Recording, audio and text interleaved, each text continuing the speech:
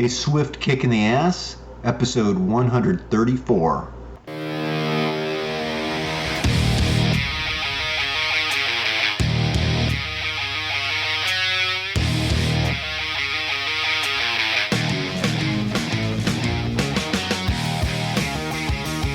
Life is challenging and difficult.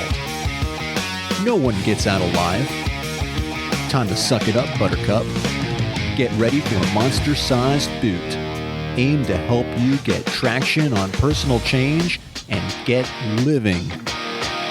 I am John Curran, your host. Join me as I share my journey, exploring the forces that motivate us to change and help us get through whatever life throws at us. A swift kick in the ass. Life on your terms.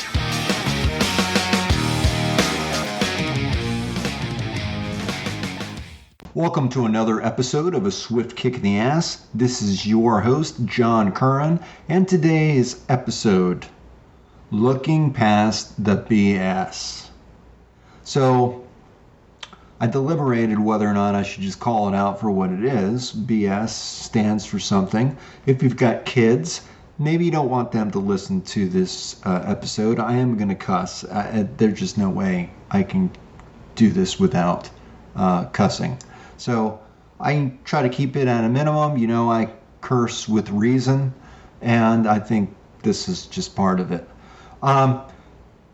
There's a lot of bullshit in this world. We all contribute to it to some degree or another. And what do I mean by this? Because, you know, there's many different types of bullshit out there. Now, of course, you look at our politics. That's just ripe with bullshit. Filled. And this is not a political show. This is about personal change. So, this is really about the bullshit that you receive in your everyday life through dealing with different people. It's also dealing with yourself. And, you know, it's very possible to bullshit yourself. And I want to talk a little bit about that. Now, bullshitting can be innocent. You can joke, you know, you can be bullshitting someone and joke, and that's all fine and good. And again, none of this is judgmental, just calling it as I see it. But there is a time where someone is just totally bullshitting you, like politicians, and they know what the full game is, and they're still, you know, trying to bullshit you, pull the wool over your eyes, so that they can manipulate you. Not just politicians, con men, criminals. You know, there's a very negative side to this. And it's all part of power, isn't it? As Tommy and I used to talk about in the laws of power. This is manipulation. This is guiding people to a certain way of thinking that benefits them. And them meaning you. You know, we deal with bullshit in our day-to-day life. It's really easy to come up with examples. You know what bullshit is. I can't bullshit the bullshitter. We're all bullshitters. You know, a great example. You know, when we're asked, do we, you know, about how much we love our job, or asked about our job, do we give people a really clear and honest answer to how you feel about your job? Or do you sugarcoat it? You know, or do you just suck it up and play the company message, whatever that may be? You know, there is a reason why you would do that, to try to pull the wool over someone else's eyes, so that they really don't know, you know, they really don't get any clue or indication that you really hate your job. You just would rather, it's like taking an ice pick into your eyes every day that you go into work. It's killing you slowly. Got very graphic on that, I apologize. Anyhow, you know, it's not just what you say, it's what you don't say, what you hold back, and how you communicate and with others. And bullshit can be about agenda. You can have an agenda behind the bullshit that you're delivering. Again, if you want a promotion, if you want a raise, there might be a good amount of bullshit involved in getting that. This is something that you are trying to work at, trying to manipulate, and doesn't mean everything is all above the table. There's a lot of things going on below the surface, and that's natural. And why would we think that there's something wrong with that necessarily? There could be, but it's not all necessarily bad. We all frickin' do it. So accepting that, I think, is also part of the message that I want to send here. Be aware of bullshit. Come to your own terms and your own decision about how much bullshit you want to deliver in your life, and what I mean, how much bullshit you want to put out there. And I think in order to do that, we get to really the most important form of bullshitting, and that's when you bullshit yourself, when you're not being honest with yourself.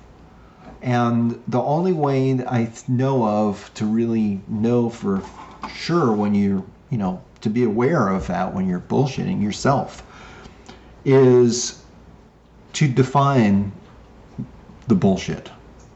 That means to get to know yourself and know your feelings, your true feelings.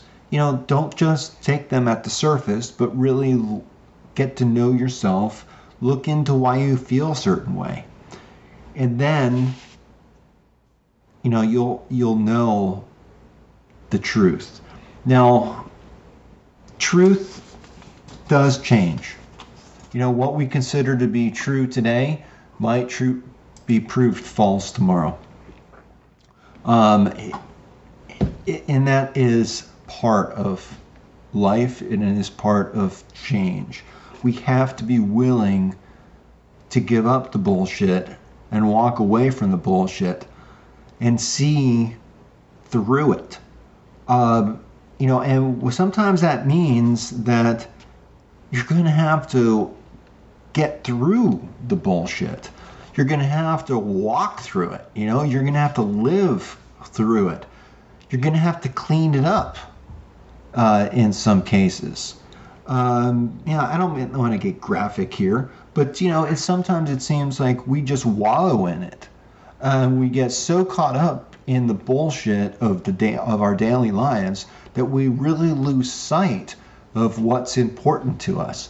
And that's why we don't get ahead in this life. That's why we don't find happiness, because we don't allow ourselves to be. We get so caught up in the bullshit of the world that we lose sight that we're bullshitting ourselves as to what's really important to you.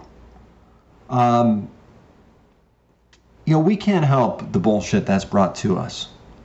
We can, as from a political sense, we can go and we can vote, and we can speak with our votes. We can learn about our political system. We can get involved. There's so many things that we can do politically, but there's always going to be an element of bullshit because we're dealing with politicians, which they knew bullshit probably the best out of all of us. So getting through the bullshit, from me personally, the way I did that, the way I just cut through all the bullshit was when I found meditation. I found, really, I think that drove home the fact that personal growth works from the inside out. And so if you're trying to change your life, and and you're struggling to do that, then you need to start with the inside and start with yourself and really define what the problem is, and what the bullshit is. Better define it, and either, you might have to learn how to accept it, or you maybe need to learn how to clean it up. Whatever you have to do to deal with it. And maybe you realize that there's nothing that you can do, and you just have to let it go and walk away from it. You need to figure that out for yourself. And don't let other people bullshit you to think that they can do it for you. You're missing the point of living on your own terms. I'm not going to tell you what to do. I'm going to hopefully kick you in the ass and get you thinking, with my words, and get you thinking about what you need to do and what you can do. And, I always think back about when my dad was diagnosed with ALS. He had a terminal illness. He was dying.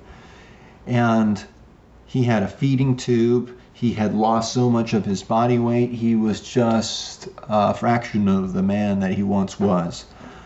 But, he just said, as we were talking about it, he just was talking about how there were so many things in life that he couldn't do anymore.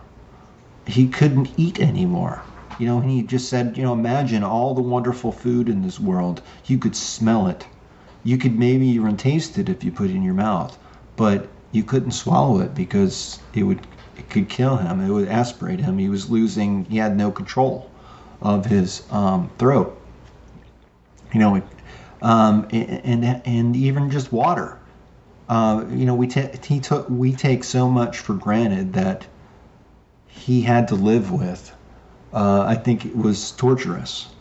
But, a lot of his friends died. He was older, and his friends were gone. His family were gone. We can't control that. And there are things that, his life had changed. He could no longer do certain things. He could no longer drive.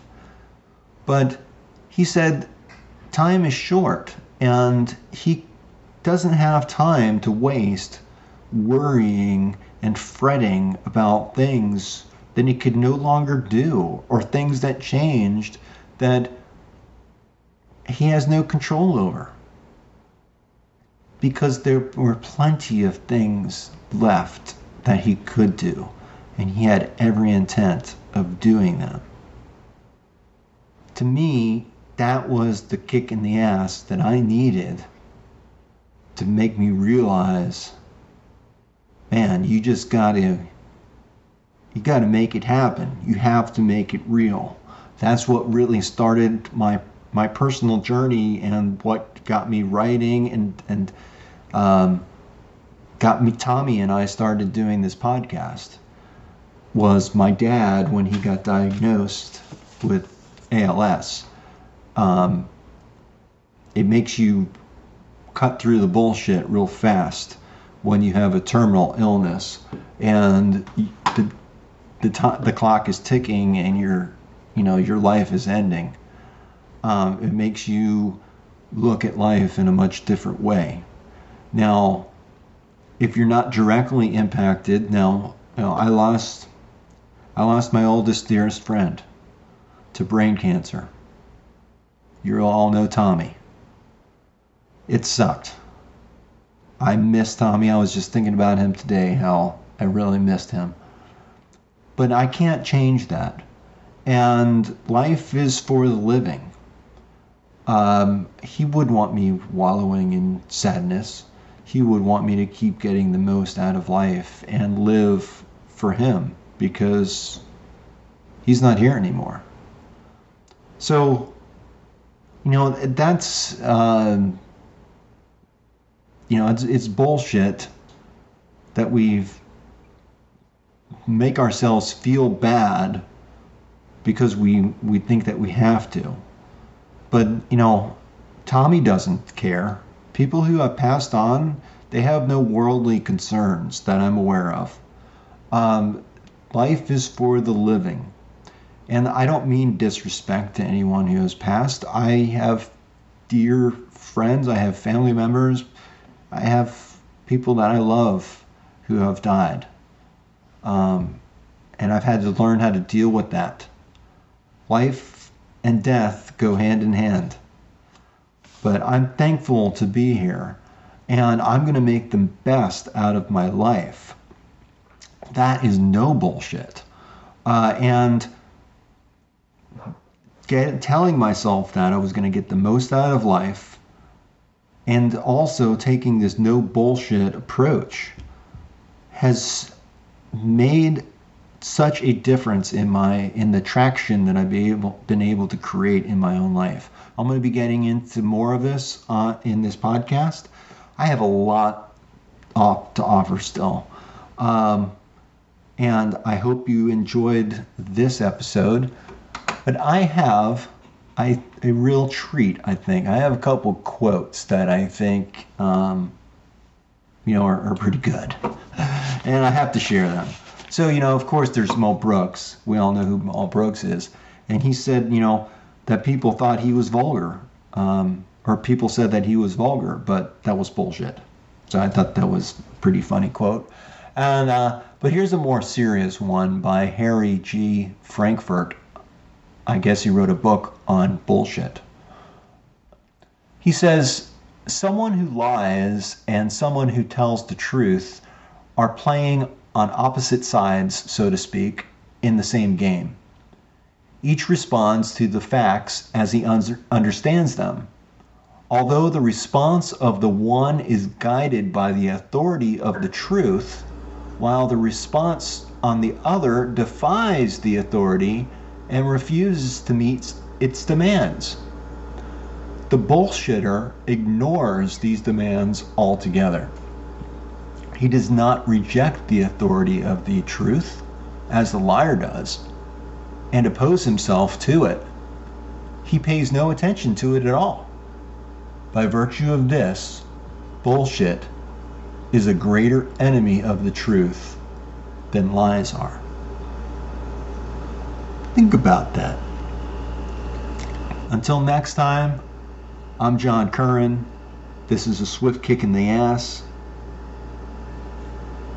Keep making it real. Make it happen.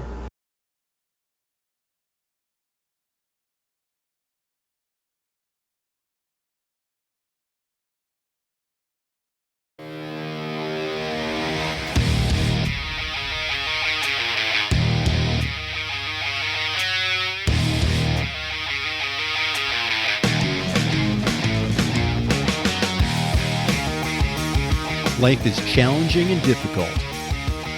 No one gets out alive. Time to suck it up, Buttercup. Get ready for a monster-sized boot, aimed to help you get traction on personal change and get living. I am John Curran, your host. Join me as I share my journey, exploring the forces that motivate us to change and help us get through whatever life throws at us. A swift kick in the ass. Life on your terms.